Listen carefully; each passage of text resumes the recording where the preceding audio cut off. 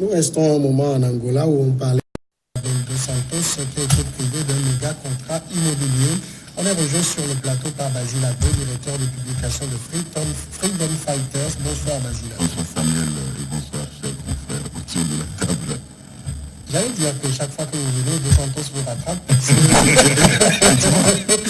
Quand tu m'as envoyé le programme chargé de communication, Dos Santos encore.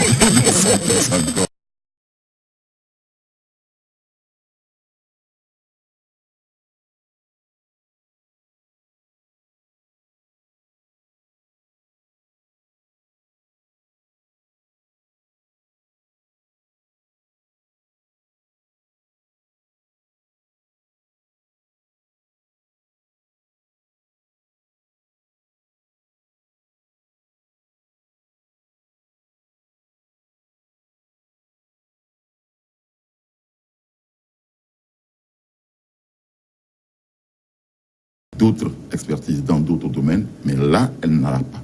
Maintenant, elle se plaint du fait qu'on lui ait interdit ce contrat et de quelle valeur également. Et c'est là où moi, je m'en vais dire que normalement, les présidents doivent faire un peu d'éthique dans la gestion des pays. Ne pas trop mêler leur progéniture à la gestion de l'État. Ils sont déjà puissamment entourés, parce que le président étant donc le président, donc ses enfants devaient donc normalement avoir tout le moins qu'il faut, et peut-être donc être infiltrés dans d'autres entreprises privées, pour ne serait-ce que aider leur papa à faire le travail. Maintenant, quand on se fait investir, il a même été DG de la société donc qui s'occupe donc du pétrole et tout ça là, donc on a comme l'impression que le président, déjà puissamment riche, qui a fait plus de 37 ans, et donc ça coquine de ses progénitures pour que le pouvoir devienne quelque chose, un patrimoine familial. Or, sur le plan éthique, ce n'est pas bien. Alors, quand celle-là se plaint aujourd'hui, c'est parce qu'elle a été habituée à l'opulence, ce que nous sommes en train de citer comme milliards là, peut-être elle en a vu plus que ça, et ça n'a jamais gêné personne. C'est pourquoi elle trouve bizarre qu'on puisse aujourd'hui lui interdire, peut-être elle va dire dans son petit langage, ce petit contrat dont on est en train de parler. Ouais. Donc c'est ça qui me fait dire que les présidents doivent faire très attention pour ne pas trop mêler leur progéniture à la gestion de l'État, et parce qu'il y a une éthique politique qu'on doit pouvoir appliquer à chaque fois qu'on est au sommet donc de la gestion d'un pays, normalement.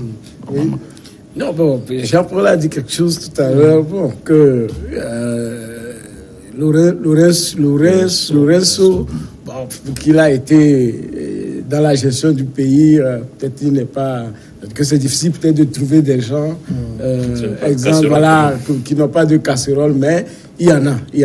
On peut même ici au Togo, il y a des gens qui ont fait le régime pendant des années, mais qui n'ont peut-être jamais géré beaucoup de fonds qu'on peut même placer parmi... Qui n'ont pas géré parce qu'on n'a pas géré Oui, mais ils avaient la possibilité. Non, ils avaient la possibilité. Il y a certains ministres qui ont été très influents sous Yadema et que même Faure Gnassingbé ne peut pas se débarrasser, mais qui, quand vous les voyez, vous sentez que c'est des gens qui n'ont pas eu cette vie, et leurs enfants. Or, ils pouvaient utiliser le nom, comme d'autres cautions solidaires et indivises Gnassingbé et Yadema pour aller prendre les prêts dans les banques. Donc, il y a de ces cas-là que on peut, ici, on peut trouver des gens qui peuvent faire un bon ménage. Alors maintenant, est-ce que ce n'est pas aussi un peu une certaine entreprise de décapitation des Dos Santos? Oh, nécessairement, il y a derrière cette opération main propre, il y a surtout cette volonté de faire table rase du régime de Dos Santos. Je ne sais pas le deal qui a été conclu entre Lourenço et Dos Santos pour que dès le début de son règne, il n'a pas attendu 3 ans, 4 ans, il n'a même pas attendu de prendre véritablement toutes ses marques pour entrer dans cette opération-là. Donc, certainement qu'il est sûr de son fait, il est sûr d'un certain nombre de soutiens, y compris au sein de l'armée, tout ça. Et donc, c'est très clair, il règle des comptes à la famille. peut-être qu'il y a eu des antécédents, peut-être qu'il y a des choses personnelles qui ne sont pas exprimées, mais nécessairement, il y a un règlement de compte. À tort ou à raison, mais ce qui est sûr, c'est que les autres aussi ont beaucoup de casseroles. On revient au gros marché dont on parle, la fille qui est PDG de Sonagol, le frère qui dirige le Fonds souverain, la fille qui est dans la téléphonie, qui est dans l'énergie. Enfin, l'économie angolaise était sous coupe réglée des Dos Santos. Et pour quelqu'un qui vient et qui dit qu'il va lutter contre la corruption, qu'il va avoir un changement, y compris sur le plan économique, nécessairement ça passait par là. Sinon, ça aurait été que des slogans. Donc, il fallait bien qu'il donne des exemples et qu'il y ait des symboles. Il fallait qu'on coupe des têtes. Donc, les têtes les plus en vue, c'était celles des Dos Santos. Donc, c'est ce qu'il est en train de faire. Nous passons maintenant au second sujet, c'est le Soudan. Les chefs de la contestation au Soudan ont annoncé mardi leur intention d'organiser à une date une grève générale après l'impasse dans les négociations avec les militaires au pouvoir sur la transition politique. Les discussions lundi n'ont pas permis d'aboutir à un accord sur la présidence et le taux de représentation entre civils et militaires au sein du futur Conseil souverain censé assurer la transition plus d'un mois après le renversement d'Omar el-Béchir. Afin de parvenir pleinement à la victoire, disent les contestataires, nous appelons à une grande participation à une grève politique générale, a annoncé l'association des professionnels soudanais dans un communiqué sans fixer de date pour cette grève. Mais Basile Agbo, déjà, on est dans un Soudan qui économiquement est très exsangue. Si on plonge le pays dans une grève, je ne sais pas à quoi on va aboutir. Oui, la question soudanaise est très préoccupante parce que,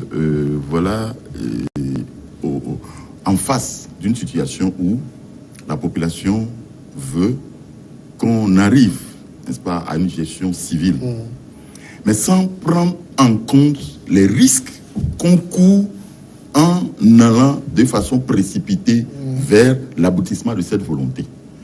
Parce qu'au jour d'aujourd'hui, celui qui est là, les militaires qui sont là, ils disent qu'ils sont en train de faire des efforts pour que l'on puisse assainir le pays et pouvoir donc passer la main d'une façon ou d'une autre, mais quand même assainir le pays. Si on se précipite pour dire on fait des grèves, et ça périclite, il y a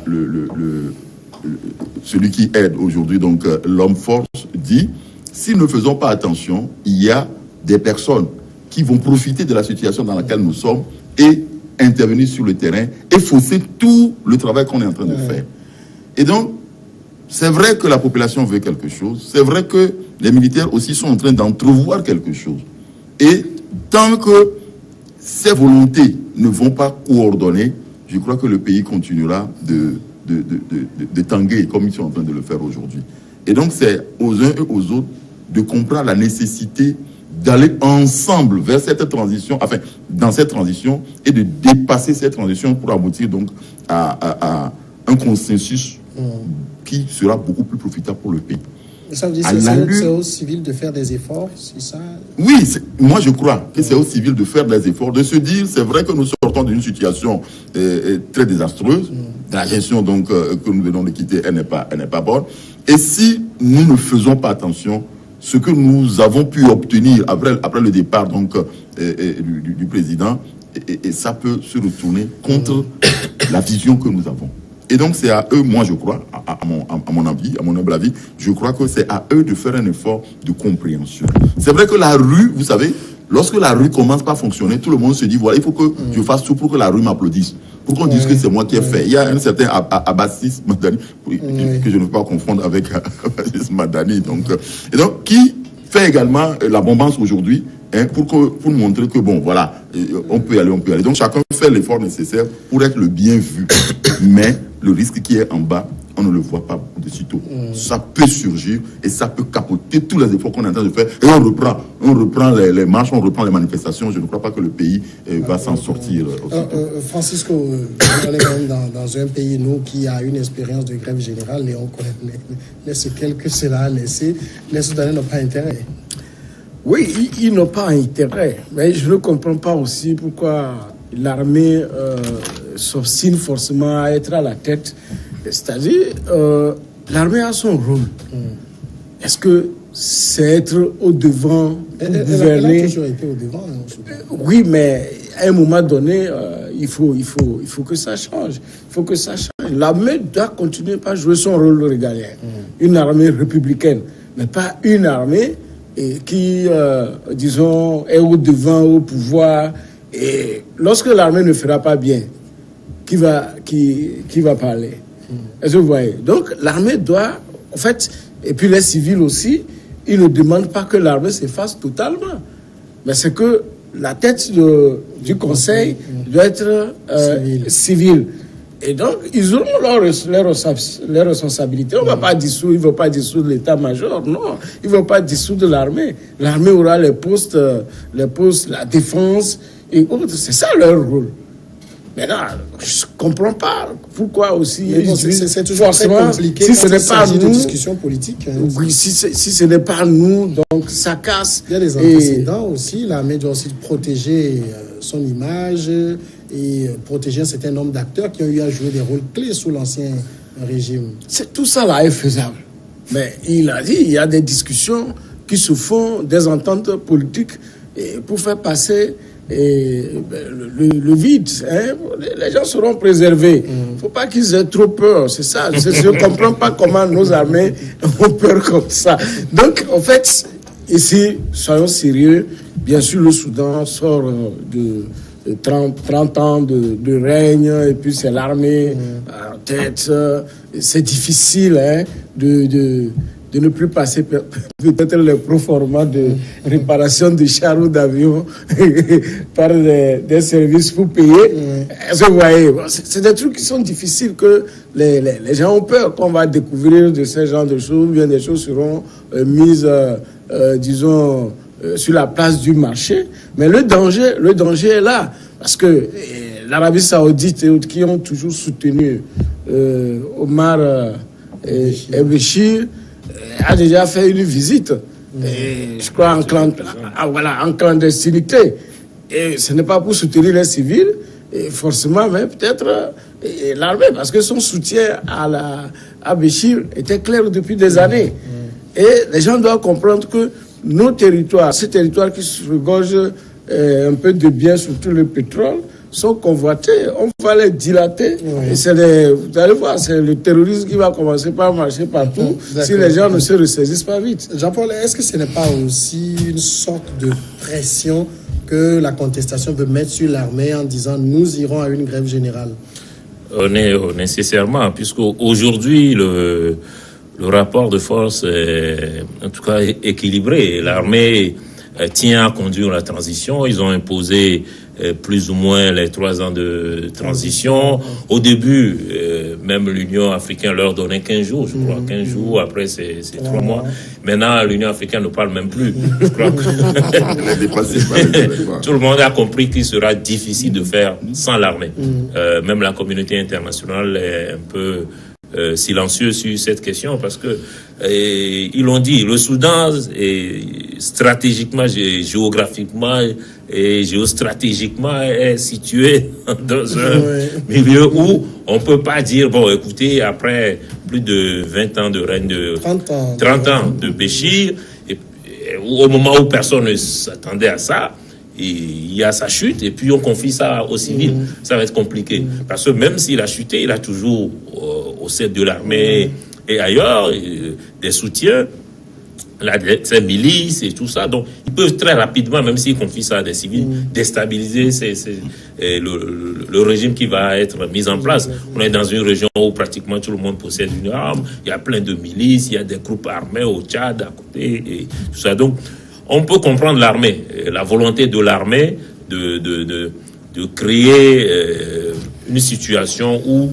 de façon graduelle, on transmet le pouvoir aux civils en préservant l'intégrité du territoire, la paix, mais aussi en préservant aussi les intérêts de l'armée. Et puis aussi en protégeant les anciens, même si certains sont aujourd'hui en prison.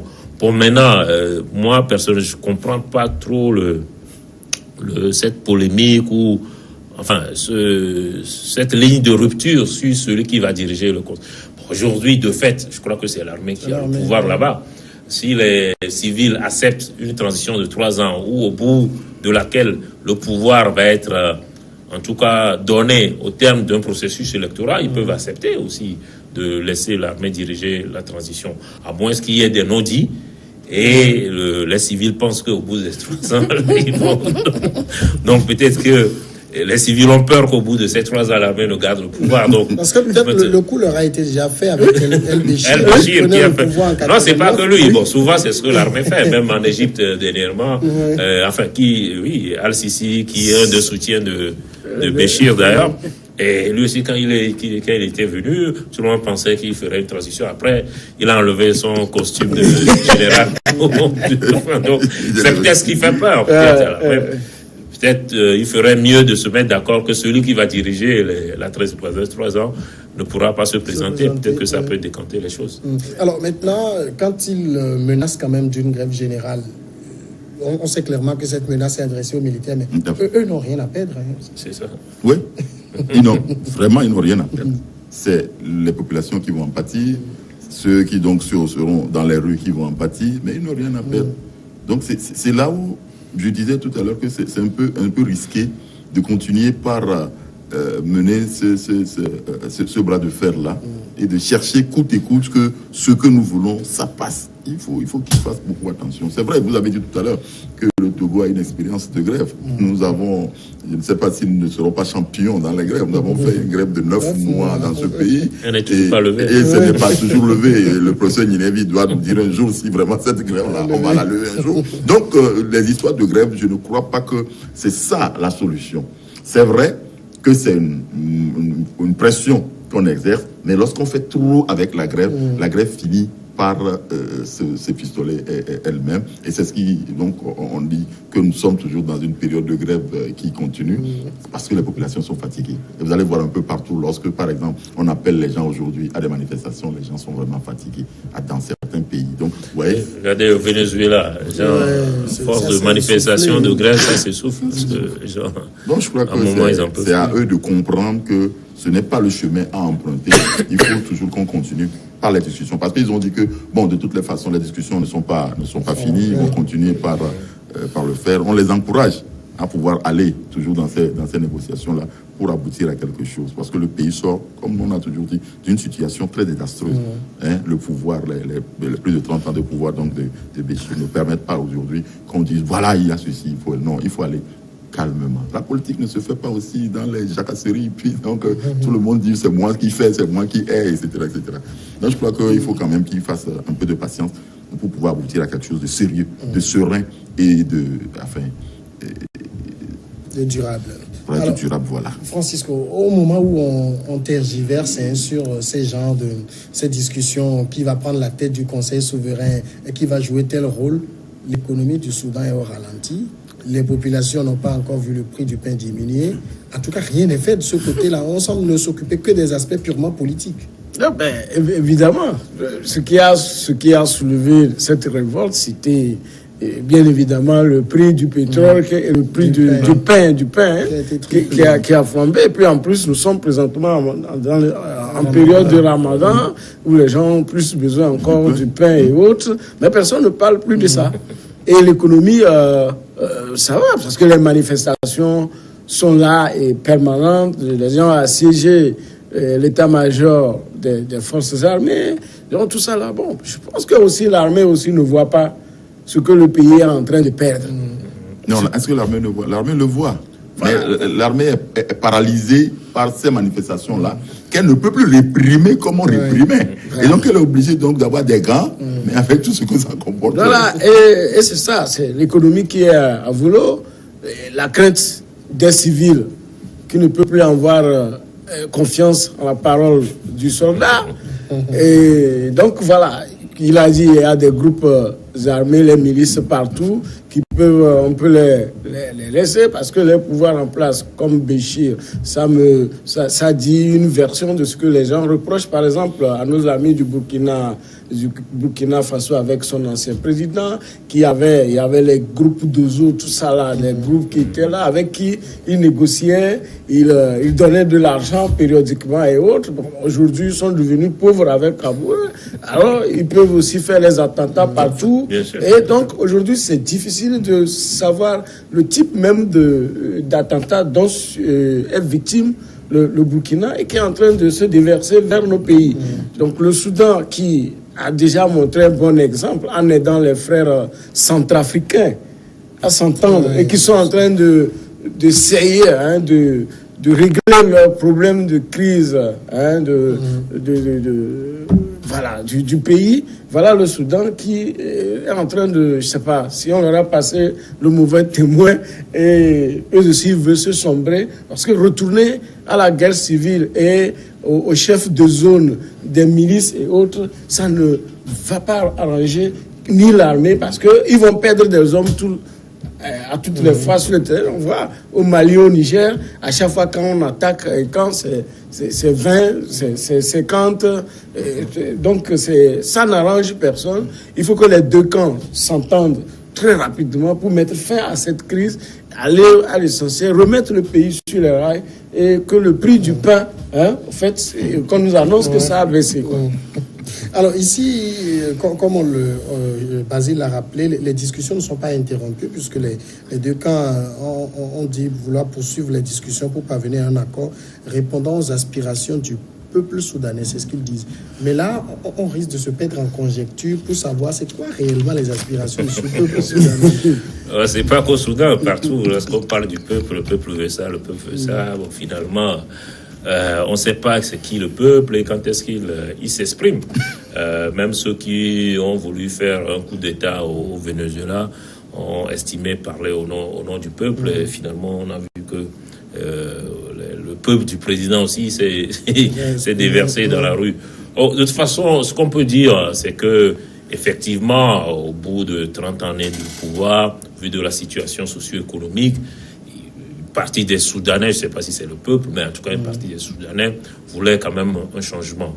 Et avec le départ de Béchir, les formations politiques, en tout cas la classe politique, la société civile, ils ont estimé qu'il était temps peut-être de faire du, comme on dit enfin, du dégagisme, de balayer tout ce monde et de construire quelque chose de nouveau. Donc c'est ça l'aspiration, je peux dire, des Soudanais aujourd'hui. Et les militaires ne disent pas le contraire. Ils sont pour qu'on change des choses, mais de façon graduelle. Et on ne peut pas tout balancer pour les raisons qu'on a de part et d'autre évoquées. Donc la lueur d'espoir, c'est que les discussions ne sont pas rompues et ne sont pas interrompues. Et s'ils ont pu se mettre d'accord pour une transition de 3 ans, pour ceci et cela, je pense qu'ils vont réussir quand même à trouver une solution à la direction du Conseil souverain. Moi, ce qui m'inquiète, c'est l'intervention de l'Arabie Saoudite, de l'Émirat Arabe Unis, tout ça dans le jeu. Qui viendra complexifier nécessairement les choses parce que ce n'est pas pour susciter une transition entre les mains de civils, surtout des mains de civils, et promouvoir la laïcité. Donc moi je crains qu'on ne bascule dans quelque chose que les Soudanais n'ont pas nécessairement voulu. Justement, cette affaire de charia aussi qui est l'objet de dissensions dans les discussions, c'est parce que ces pays-là, comme l'Arabie Saoudite, les Émirats, interviennent dans le jeu. Effectivement, c'est ça le gros serpent qui est en train d'évoluer tout doucement vers l'entrée dans cette affaire-là. Et je crois que c'est un peu ça que l'armée, elle aussi, est en train de voir, pour éviter que de nouvelles choses ne viennent corser la difficulté qu'ils ont déjà en vue. Donc, c'est la raison pour laquelle, parfois, moi, bizarrement, je préfère que l'armée arrive à imposer un point de vue pour qu'on étudie ensemble et qu'on puisse l'adopter. Parce que les civils aujourd'hui sont beaucoup plus influençables dans ces contextes-là. Et si on ne fait pas attention, je l'ai toujours dit, on ne fait pas attention de dire que le peuple veut, le peuple veut, le peuple veut.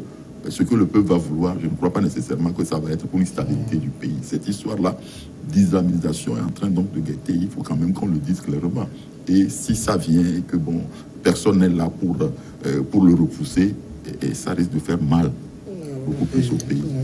Non, ben, la charia, c'est plutôt les militaires qui sont en train de soutenir la charia. Voilà, ça fait partie de la contestation de l'Alliance pour la liberté. Voilà. Ils ne sont pas clairement prononcés. Ils disent qu'ils vont procrastiner cette... non, parce qu'il y a des accords, parce que dans l'Alliance, il y a des gens qui sont fous, il y a des formations plutôt islamisantes. Donc, il n'est pas tout à fait bien encore de ramener. Il y a la laïcité. Il faut que les gens soient libres pour développer un pays et non inculquer toutes ces questions de charia étaient aussi en partie à l'origine de la scission avec le Soudan du Sud. Oui. Et vous vous rappelez, lorsque on disait à Saddam Hussein la peine de mort, c'est dans la Constitution, il faut l'enlever, il a refusé. Mais le jour que c'est arrivé, on lui a appliqué. Est-ce que vous voyez? D'accord. On va aller à la pause et on regarde le journal. Après, on revient pour continuer avec la seconde partie.